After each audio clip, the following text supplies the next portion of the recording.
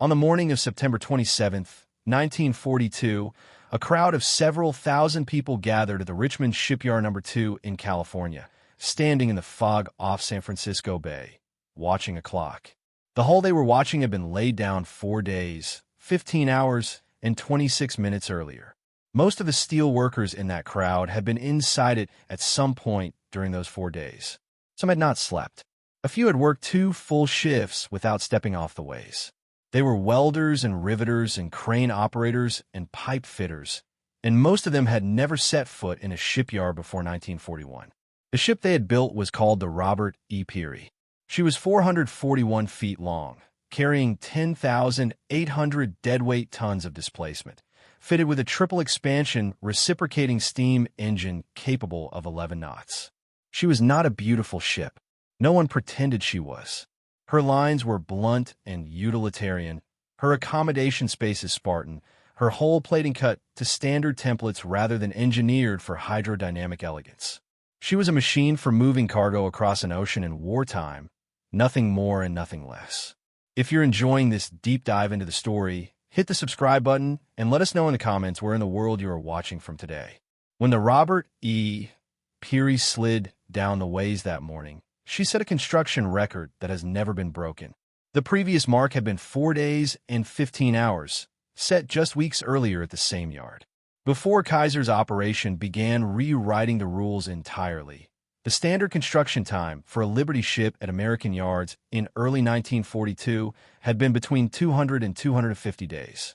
The Navy's own pre-war planning documents had not contemplated anything faster as a realistic industrial target. The Robert E. Peary had not merely beaten that standard. She had rendered the concept of it obsolete. The man responsible was not a naval architect.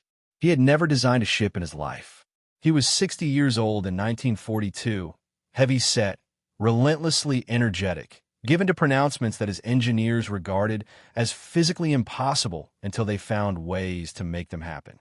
His name was Henry J. Kaiser, and everything about his presence in American shipbuilding was an accident of circumstance, a product of desperation, and ultimately one of the most consequential industrial improvisations of the entire Second World War. To understand what Kaiser actually did and why it mattered beyond the record books, you have to begin not in a shipyard, but in a meeting in Washington in the late summer of 1940, when the British were calculating how long they could survive if the Atlantic kept bleeding the way it was bleeding. The German submarine campaign against Allied merchant shipping had, by the autumn of 1940, crossed from strategic problem into something approaching an existential arithmetic. Admiral Karl Donitz had been pressing his case for unrestricted submarine warfare since before the war began, arguing in memoranda to the German Naval High Command that Britain's dependence on seaborne supply made her tonnage the decisive target. The argument was correct. Britain imported roughly 55 million tons of goods annually in peacetime. Food, oil, raw materials, machine components, the entire material basis of a modern industrial economy crossed the Atlantic or came through the channel approaches and merchant bottoms. Sink enough of those bottoms fast enough, and the arithmetic of survival shifted regardless of what happened on land.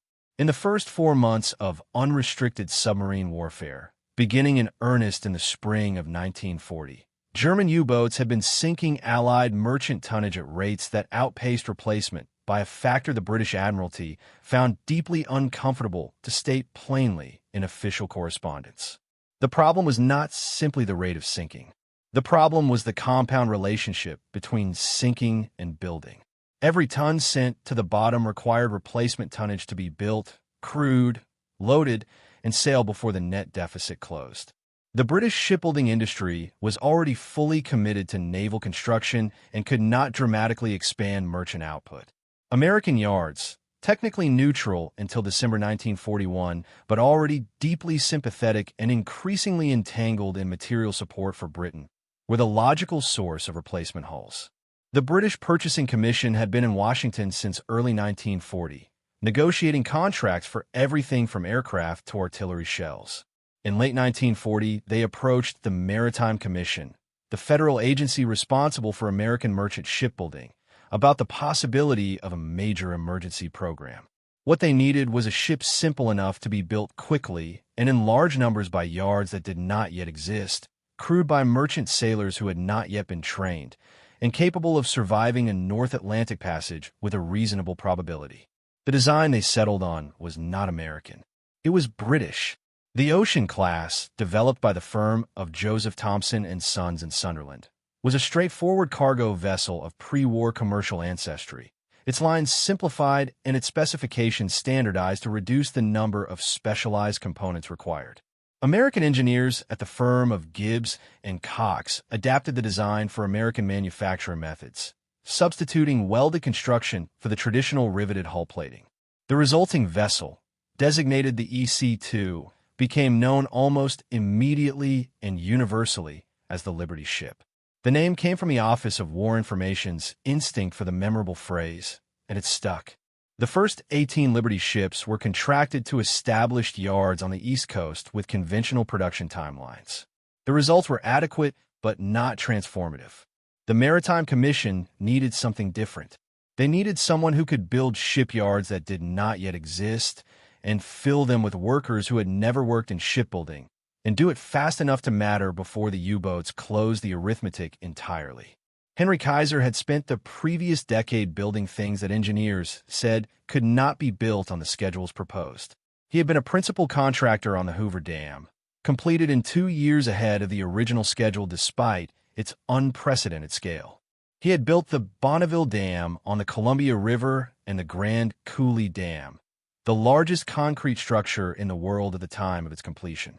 He had developed industrial methods for managing vast temporary workforces, for prefabricating major structural components away from the construction site and assembling them in sequence, for applying industrial engineering discipline to projects that most contractors treated as one-off craft exercises. His entry into shipbuilding came through the same kind of consortium arrangement that had carried him through the dam projects. In 1940, he joined with other West Coast contractors to bid on the British Purchasing Commission's Emergency Liberty Ship contract. The consortium won 6 of the first 30 vessels contracted. Kaiser got the Richmond yards on San Francisco Bay and the Swan Island yard in Portland, Oregon. His partners had more shipbuilding experience than he did. None of them had his appetite for reimagining how the work got done.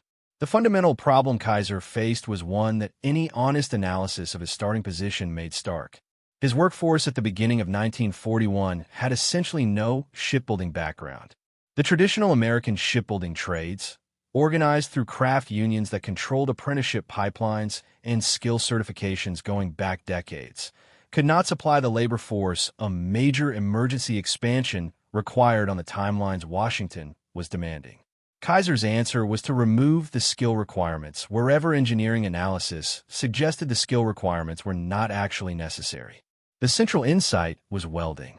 Traditional shipbuilding had relied on hot riveting to fasten hull plates, a process that required experienced teams of rivet heaters, catchers, holders-on, and bucker-uppers working in coordinated sequence. The skill set was genuine and took time to develop. Welding, by contrast, could be taught to a productive standard in a matter of weeks. The welds, if properly designed and quality controlled, were in many applications structurally superior to riveted joints. Kaiser's engineers, working with the Gibbs and Cox design specifications, systematically reviewed every joint in the Liberty ship design and converted to welded construction wherever structural analysis permitted. The second insight was prefabrication.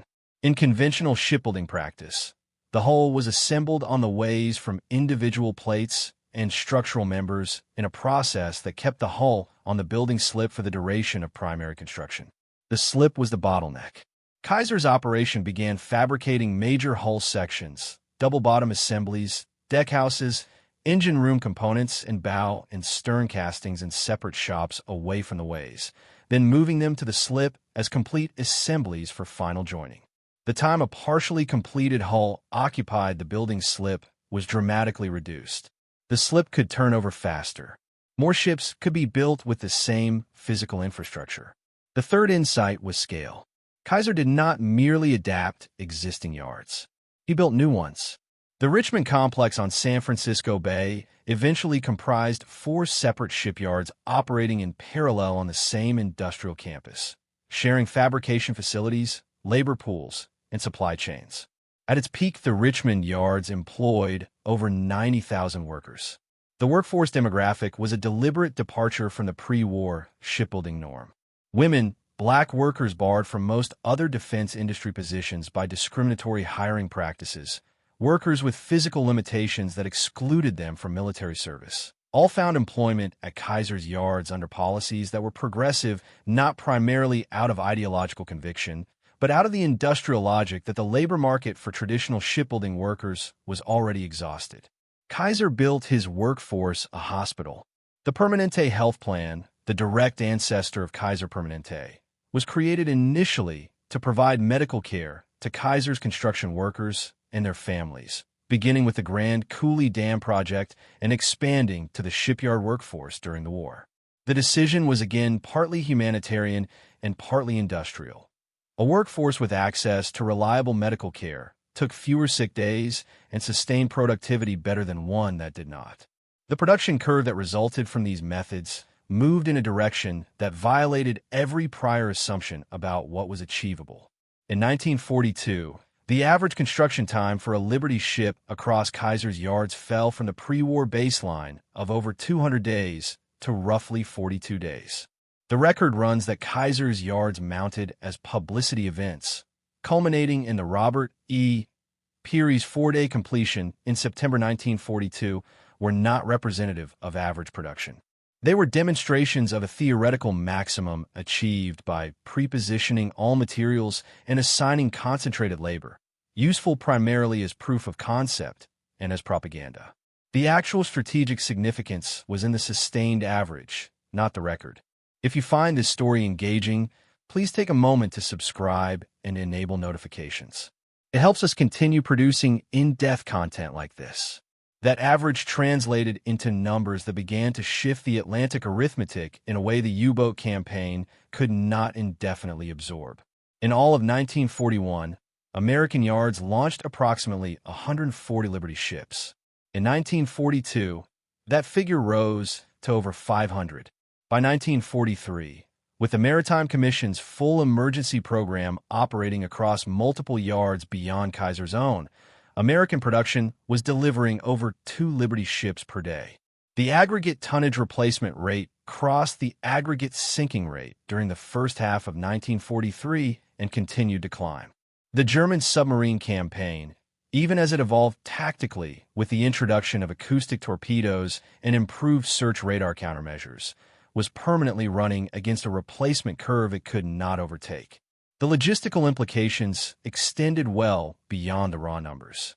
A Liberty ship that survived her maiden voyage became a permanent addition to the Allied merchant fleet, delivering cargo across the life of the war and into the post-war period.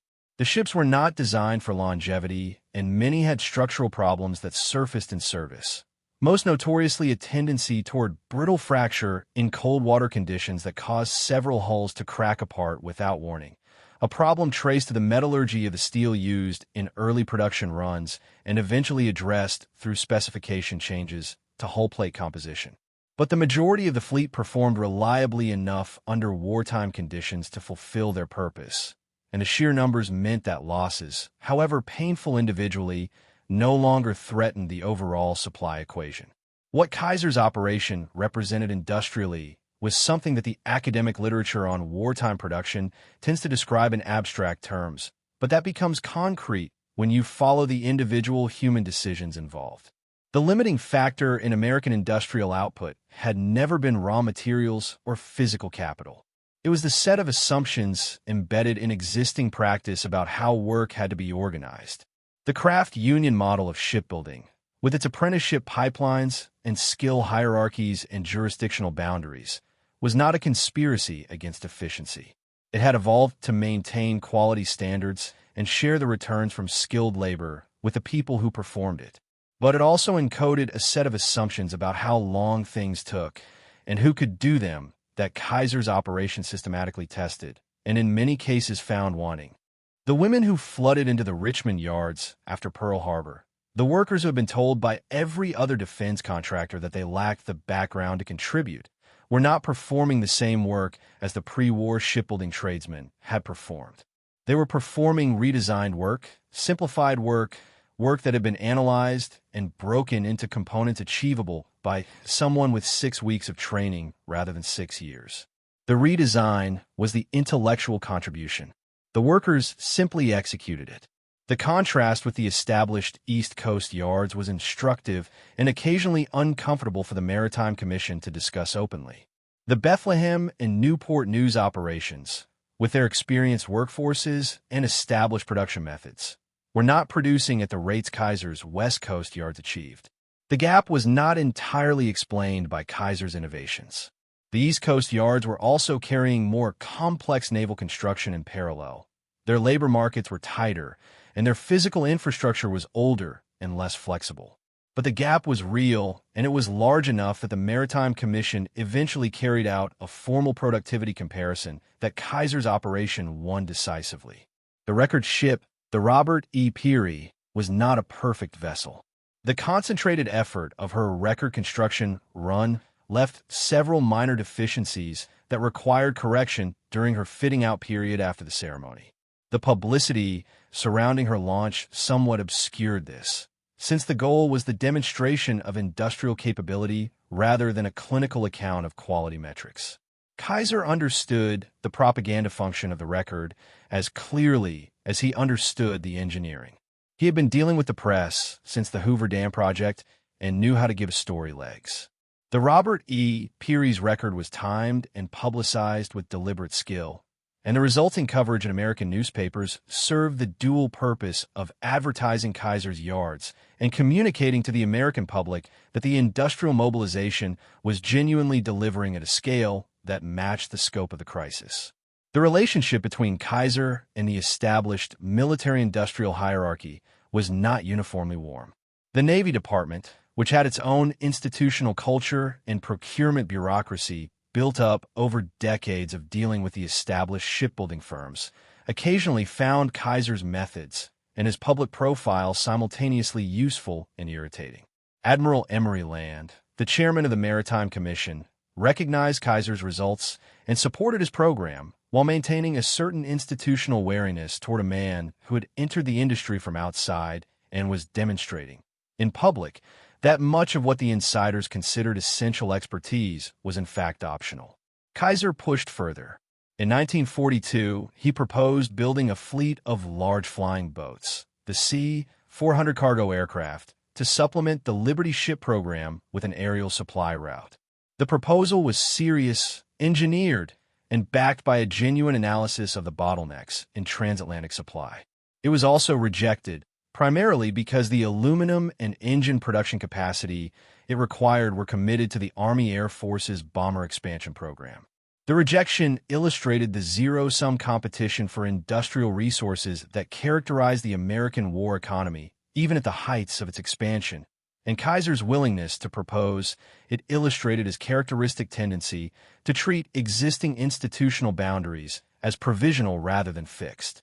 The shipyard workforce itself was living through something that had no real precedent in American industrial history. The pace of Kaiser's operation was extraordinary by any standard, and the human cost of that pace was real. Accident rates at the Richmond yards were higher than peacetime industrial norms. The compressed training timelines meant that workers who would under normal circumstances have spent years learning safe practices in a supervised apprenticeship context were instead operating heavy equipment and working at heights and in confined spaces after weeks of preparation. Kaiser's industrial medical program, the Permanente Plan, handled the injuries and in doing so generated a medical infrastructure that outlasted the war by decades, but the injuries themselves were the price of the speed. The workers accepted that price in the context that surrounded them. The telegrams from the Pacific and the casualty notices in the newspapers were the constant background against which decisions about production pace were made. A man lying in the Permanente hospital with a burn from a welding accident knew what the ship he had been building was intended to carry, and to whom, and under what circumstances. The connection between the work and the outcome of the war was not abstract. It was immediate and daily, and it shaped the tolerance for risk in a way that no peacetime industrial standard could capture. Kaiser's yards produced Liberty ships, but they also produced a transformed workforce. The roughly 90,000 workers at the Richmond complex at peak employment were not, by late 1943, the untrained labor pool they had been in early 1942. They had become, through the compressed experience of building hundreds of ships in sequence, a genuinely skilled industrial workforce operating at a level of collective competence that their pre-war credentials would not have predicted.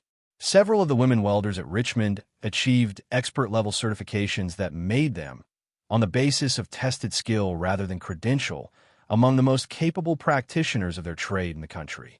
The workforce that the emergency had created was in some respects more qualified than the one it had replaced, not because the emergency training was superior to traditional apprenticeship in all dimensions, but because the emergency's demands had concentrated practical experience into a compressed timeline. The structural crack problem that affected a portion of the Liberty ship fleet deserves honest examination rather than elision, because it reveals the limits of the speed Kaiser's program had achieved and the real costs of those limits. The T-2 tanker Schenectady cracked apart in the fitting-out basin at Portland in January 1943 without having yet encountered a wave at sea. The SS John P. Gaines broke in two in the North Pacific in November of the same year with the loss of 10 men. By the end of the war, over 400 Liberty ships had experienced hull fractures of varying severity, and at least 3 had broken apart with loss of life. Investigations conducted during and after the war identified the primary causes as the use of steel with insufficient low-temperature notch toughness in the hull plates of early production hulls, compounded by stress concentrations at square hatch corners and other geometric discontinuities that welded construction transmitted in ways riveted hulls did not. The fixes were engineering fixes, Charpy impact test requirements added to steel plate specifications, hatch corners modified to reduce stress concentration, crack arrestor strakes of riveted plate inserted into otherwise welded holes at intervals to prevent fracture propagation. They worked. The fracture rate fell sharply in later production. But the problem itself was a consequence of moving faster than the metallurgical knowledge of the time fully supported, of building at a scale and pace that outran the quality control systems available to catch it. Kaiser's organization was not unique in this failure. The same steel specification problems affected Liberty ships built by other contractors. But the Liberty ship program's speed was Kaiser's signature contribution, and the crack problem was inseparable from that speed. The broader question the Liberty ship program poses to the historian is one about the relationship between industrial improvisation and strategic outcome. The German submarine campaign in the Atlantic reached its crisis point in the first quarter of 1943, when U-boat sinkings peaked at a level that genuinely threatened to tip the convoy system into unsustainable attrition.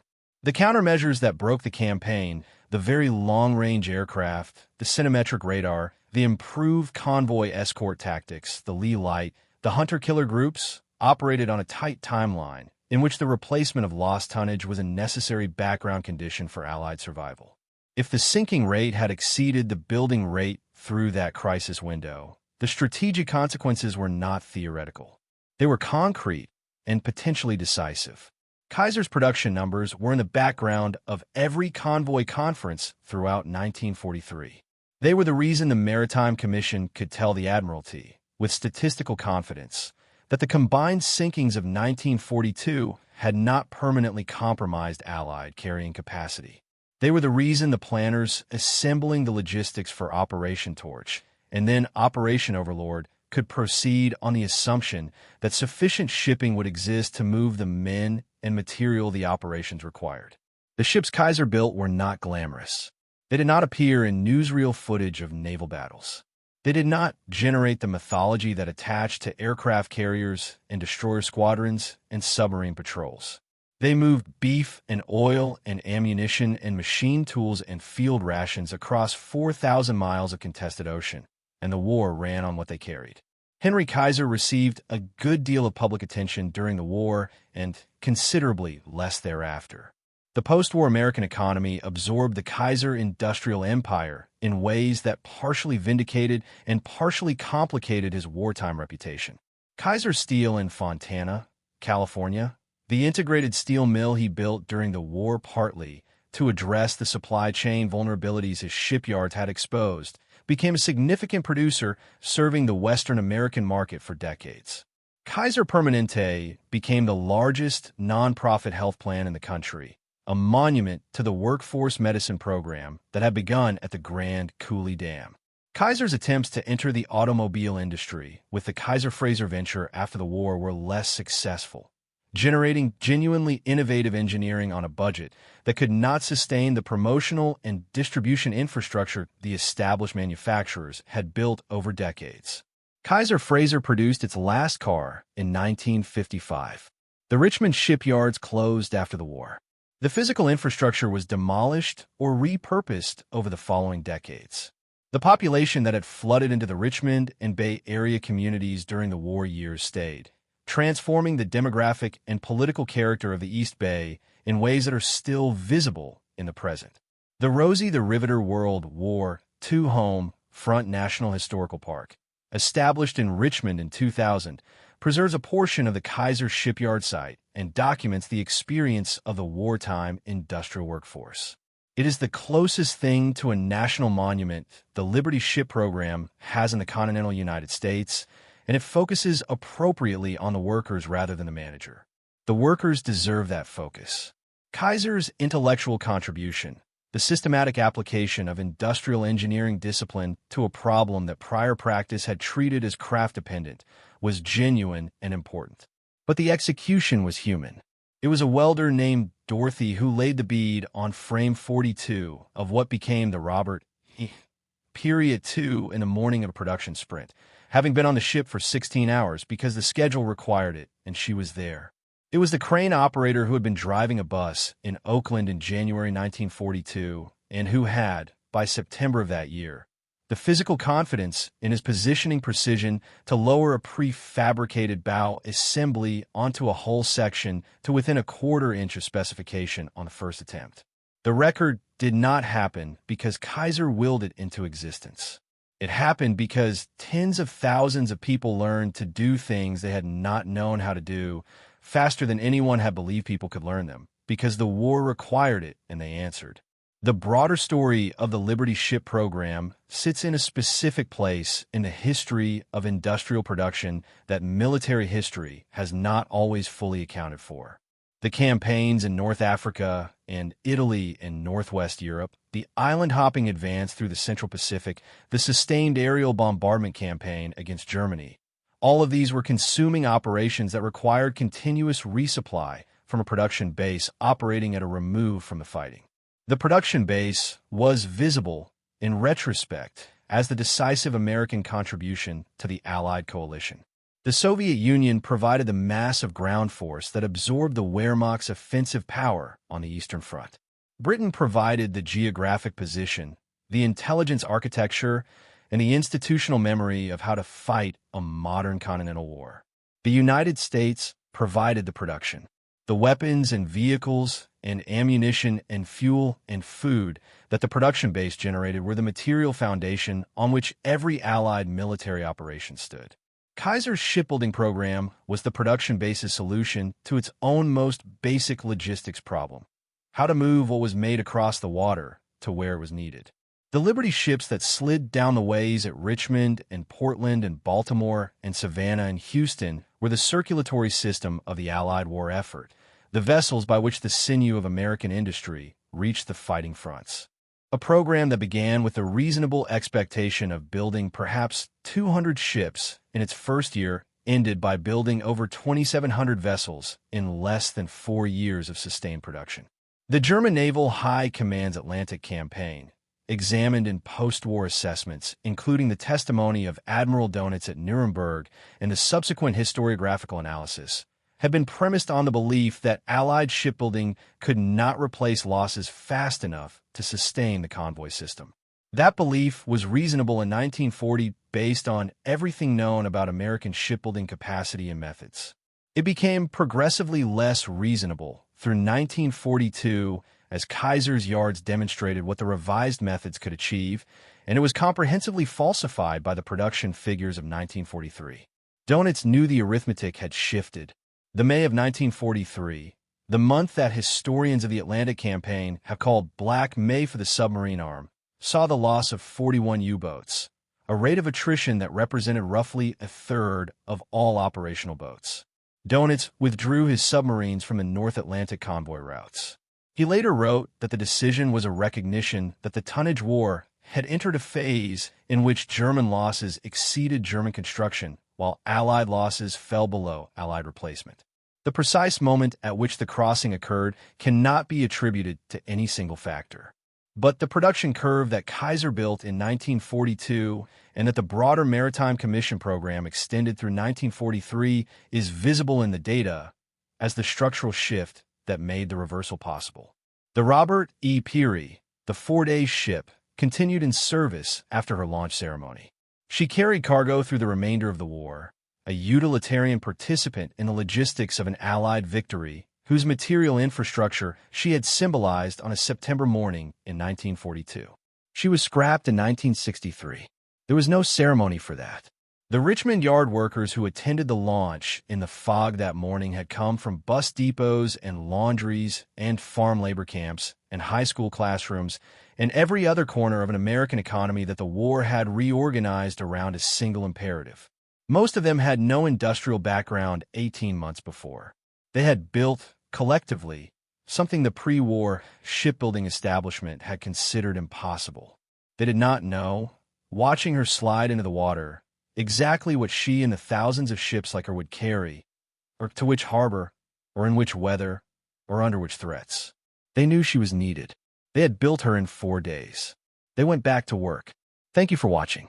For more detailed historical breakdowns, check out the other videos on your screen now, and don't forget to subscribe.